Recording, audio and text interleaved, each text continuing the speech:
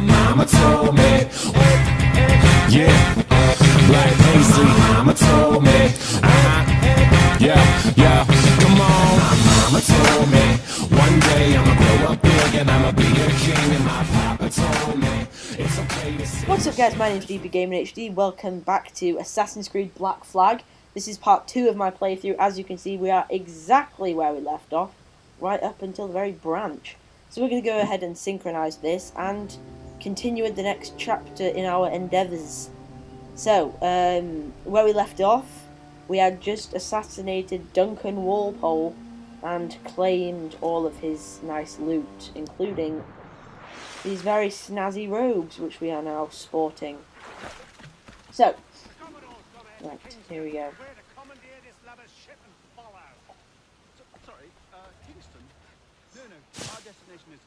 Right, looks like this guy's going to Havana as well. So, stalking zones. Dense vegetation can be used as stalking zones. They allow you to hide and move undetected. Use them to approach targets stealthily. But I don't really use stealth when I play games, especially the Assassin's Creeds. Obviously, you do have to use them at some point, but I just prefer to run in there and take everyone out. So, luckily for me, I have remembered how to use the combat system in this game, so it's not going to be complete noob. I do remember how to fight people and counter and do all that jazz. Right then. I'll pay you! Anything you like! By God's grace, sir, you saved me. A profusion of thanks. Is that yours? It is my vessel, yes. But here lies its poor captain, and I have no art for sailing. I can pilot her myself, no mind. You don't mean to abscond with my ship, do you? I'm Duncan. What's your name, friend? Steed Bonnet. Well, Mr. Bonnet. In actual real life, Steve Bonnet was friends with Blackbeard. There you go. Bit of history for you. That is a relief, sir. Havana is also my destination. Our ways lie together. Natural allies, then. You put me at ease, sir. To think I took you for a pirate when you first appeared. Yeah. Did you? Yes. You have uncommon way of handling yourself. Quick and easy, if I may say. Gave me quite a fright. But all things considered, I think it's turned out to be a rather fortuitous day, hasn't it?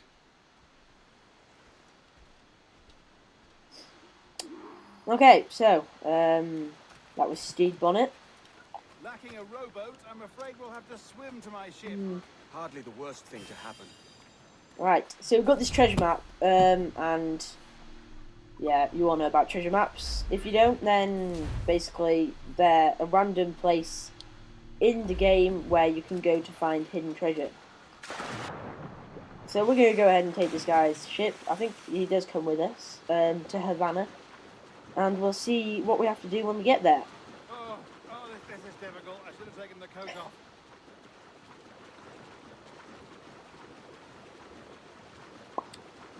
Right then, it's a fine looking ship. How do we get up? Oh, there we go. I think this is I think it's pronounced schooner. As when you get your own ship, you'll find out like all the different types of ship and everything when you just sail around. She'll do fine. There's a strong wind now. Let's strike to full, shall we? Why not? I've already done it, so.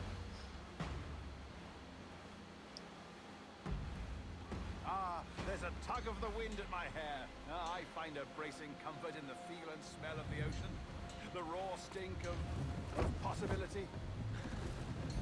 That's a top way of seeing it, mate.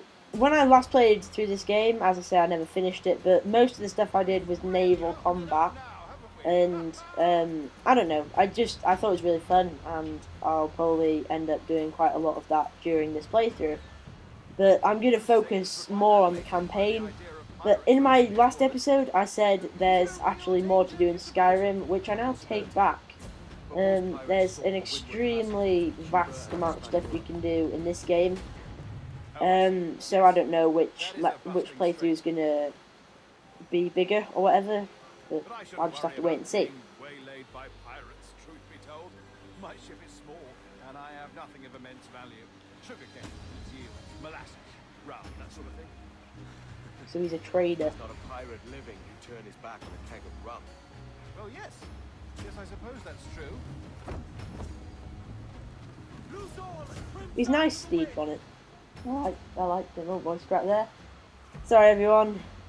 Yep, going through that time in my life, but yeah, you know. Oh, well. So by the looks of things and the way I sound, I've finally recovered, or in the process of recovering, from that cough I had for ages, which is why I'm not coughing as much, but yeah, if you hear me coughing, You're then a natural that's sailor, Duncan. just I did a it's decent just life, trick isn't at it? the helm some time ago. 2 years before the mast as a privateer. Dash my buttons. Your life seems a grand one, if I may say. So full of adventure. How marvelous. I've seen my share of strangeness, The soundtrack is probably the best one I've heard for a long time playing a video game. And I always find playing all the Assassin's Creeds that the opening sequence is always really, really good. And I think that Ubisoft have done themselves proud. Fantastic work. Doing Very that. promising. Some may agree, some may not, but you know. Now, to go back to the Abstergo headquarters, this is the most boring part of the games, I find, when you have to come out of the Animus. I think it was worse in the first one, when you could literally do nothing. When you exited as Desmond, you literally had to just sit in the Abstergo headquarters and have a loading screen while the guys talked. That was extremely boring. So as soon as I can, I think I'm going to get rid of these robes because I really like the cloaks, but that will be in a few episodes' time because we've got to deal with this woman first. Well, your numbers look good. Now let's make sure we can break your brain, all right? I need you to move your head and look at these lights just here. Look up. That's Wow, it. telekinesis, he can Down. turn lights off with his mind. So far, so good. Let's get you Actually, out. it's not really telekinesis, is it? You know. So, welcome to the Sample 17 project. Before you get started, you're gonna need this. There you go.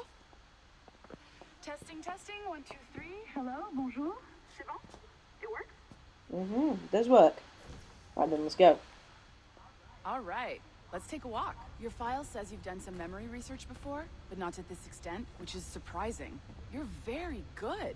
The data streams are very What stable. she said.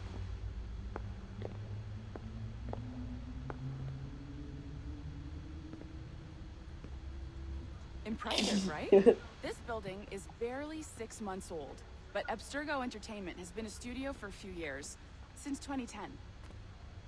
I like the new thing they've done with this game where it's not just you playing it in the Animus, it's like they've put a lot of Maybe you effort saw into the Liberation? looks of That was our first title powered by the Abstergo Animus. headquarters, That was but just the tip of the God, I iceberg. sound like I'm trying to sell the Soon, game. we'll I be don't unveiling know. commercial Animus servers I look a for the lot into whole that sort of stuff when I world play a to game, enjoy. They'll how offer passive experiences, much of time has course. been put into what it Edited looks like. versions And I of think they've Frail done a really History, good job with but this. only the exciting parts. And we I'm a think big we fan found of the perfect Assassin's Creed subject for our series, first full-length so virtual feature. yeah, I'm Caribbean critical as Pirate. well when it comes So to that's your gig. It'll just take a minute, okay? Well, thank you, Nancy. Oh, it's her. Bonne journée. That's them. C'est bon, c'était prêt. Magnifique. Merci. Good job we got subtitles on, because most of this part's in This French. is for you. Well, The not most primary of it. tool of our trade. Your communicator. Also known as an Fire it up and iPad. give it a look. It's pretty slick. I think, is it an iPad or is it like one of those Windows type things? That's what we got. You might have noticed that security seems a little light around here. That's because your communicator is your key to getting around.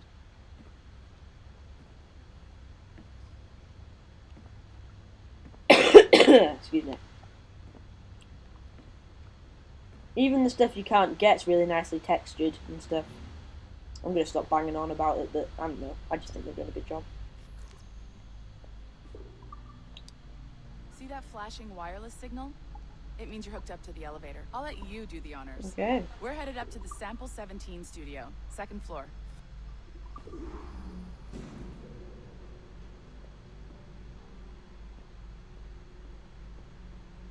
You ready? Let's go.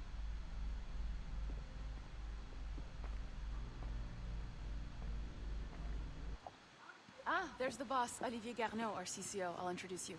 Bonjour. What's the Salut, CCO? Ça va bien? Well, thanks. Have you met our new hire? Just started today. I haven't. Bonjour. What project? Sample 17, the Kenway line. Hayden, Connor. Edward, the pirate. Ah, yar, matey. Oh no. Very exciting. Oh, Welcome dear. aboard. Melanie, can we talk in your office for a minute? Just let me get this one settled and I'll see you in 5 minutes. C'est bon. Nice to meet you. You too. So, this is the Sample 17 floor. We're diving into the memories of one very generous donor, Desmond Miles. Pretty sure it wasn't a We're pulling donor. all the best stuff from his DNA.